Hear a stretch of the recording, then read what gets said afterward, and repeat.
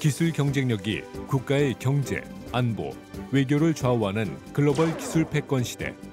국가와 기업이 독보적인 기술을 개발하고 선점하는 것이 무엇보다 중요한 때인데요. 세계 최고를 지향하는 혁신적이고 도전적인 연구에 투자해서 우리 미래의 성장과 번영을 앞당겨야 할 것입니다. 정부는 과학기술 5대 강국 도약을 목표로 삼고 과학기술 및 인재 육성에 국가적 역량을 결집하고 있습니다. 세계 기술 패권 경쟁 속에서 주도권을 확보하기 위한 정부의 행보와 성과, 그리고 남은 과제까지 짚어봅니다. 2023년 11월 27일, 윤 대통령은 국가과학기술자문회의 민간위원 오찬 간담회에 참석하여 R&D 개혁의 필요성을 강조하는 한편 R&D 혁신 방향에 대한 의견을 청취했습니다. 정부가 내놓은 R&D 혁신 방안은 기존의 시스템을 개선하기 위해 마련된 것으로 관리자 중심의 낡은 제도와 규제를 없애고 도전적이고 혁신적인 연구가 우대받는 환경을 조성하기 위해 기초 및 원천 기술, 차세대 기술 중심의 투자 혁신에 초점이 맞춰졌습니다. 우리나라가 저성장의 늪에서 빠져나와 새롭게 도약을 하기 위해서는 퍼스트 무버로 전략을 전환해야 합니다. 국가 R&D 체계도 이러한 방향에 맞추어서 좀 전환이 이루어져야 한다고 생각합니다. 그러니까 기존의 R&D는 계속해서 그 규모를 많이 늘려왔어요. 그런 것들의 결과는 그렇게 충분하지 못했다라고 현 정부는 판단하고 있는 것 같습니다. 그렇기 때문에 그 책임 주체를 관리자에서 일선의 연구자로 옮겨주자는 것과 그다음에 예산이 조금 방만하게 쓰였던 게 있다면 그런 것을 좀 걷어내고 보다 효율적인데 좀 집중하자라는 것이 골자로 보입니다. 취임 후 지속적으로 과학기술 분야의 중요성을 강조해온 윤 대통령. 도약과 빠른 성장은 오로지 과학과 기술 그리고 혁신에 의해서만 이루어낼 수 있는 것입니다. 최초의 법정 계획으로 제1차 국가연구개발 중장기 투자 전략을 발표하기도 했는데요. 2030년에는 과학기술 5대 강국으로 도약하고 우리나라의 기술 수준을 선도국 대비 85% 수준으로 끌어올리겠다는 목표가 담겼습니다. 처음으로 거기에 대한 근거법이 마련이 됐습니다. 그러다 보니까 법에 의해서 조금 더 일관된 그런 투자가 가능하게 됐고 정책적인 차원에 있어서도 거기에 정부가 힘을 결집할 수 있는 그런 여건이 마련이 됐다. 이게 국가전략기술이라는 것이 기술 패권 경쟁 시대에 우리 국가의 어떤 경쟁력이라든가 생존에 필수적인 그런 기술들을 선택과 집중으로 발전시키겠다는 그 전략이기 때문에 굉장히 정책적인 그 의의가 크다고 하겠습니다. 정부는 목표 달성을 위한 첫 번째 방안으로 글로벌 주도권 확보가 필수적인 12대 국가 전략 기술을 선정, 집중 육성하겠다는 계획을 세웠습니다.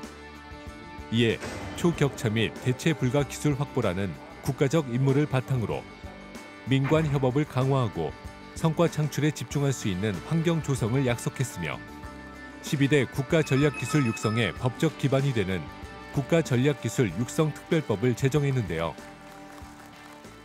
우리가 그동안 강점을 가지고 있었고 국가 전략 산업 또는 핵심 기술 이런 것으로 육성을 해왔던 부분들을 조금 더 체계적으로 그리고 글로벌한 그런 경쟁력을 가질 수 있는 그런 접근으로 이 분야를 선정하고 집중을 하겠다는 것입니다. 예를 들면은 반도체, 디스플레이, 그리고 AI 기술 등 이런 분야에 대해서 우리가 이제는 글로벌 최고 수준의 기술 경쟁력을 확보하겠다는 그런 전략적인 목표를 가지고서 접근을 하고 있습니다.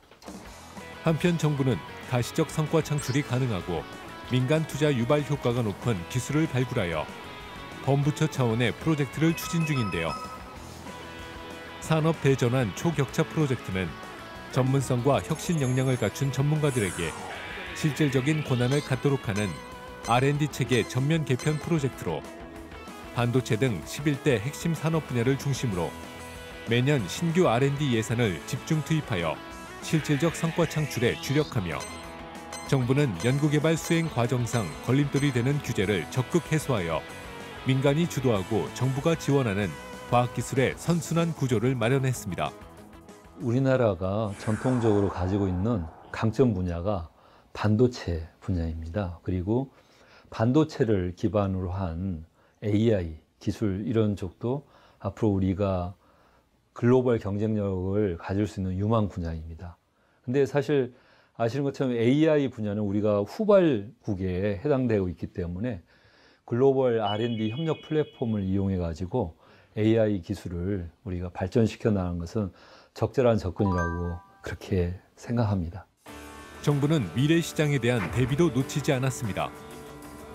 이 4차 산업혁명과 글로벌 기술 패권 경쟁 속에서 국가가 살아남는 길은 오로지 뛰어난 과학기술 인재들을 많이 길러내는 것입니다. 각 분야별 인재 양성 방안을 마련하여 부족한 인력 체계를 개선하는 데 주력하고 있는데요.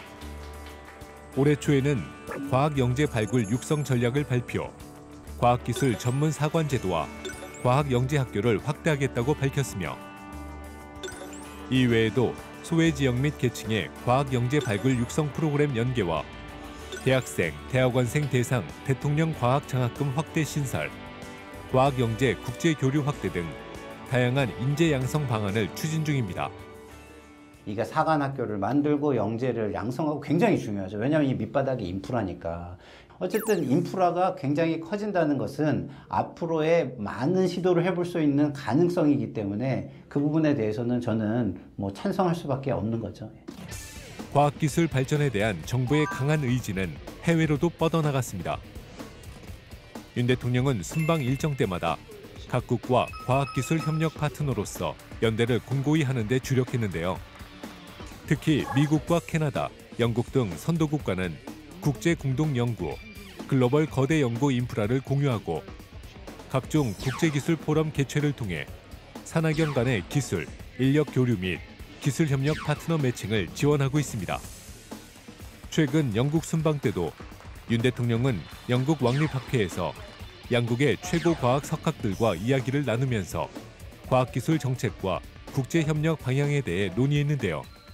오랫동안 교류해온 영국 왕립학회와 한국의 기초과학연구원, 과학기술 한림원이 중심이 되어 세계 최고의 연구 성과를 창출하고 미래 연구자를 함께 양성할 수 있는 공동 연구 프로그램을 추진해 주시기 바랍니다. 10여 년 이상 동안 코리아 R&D 패러독스란 말이 유행을 했었습니다. 우리나라가 투자 대비 효율성이 낮다.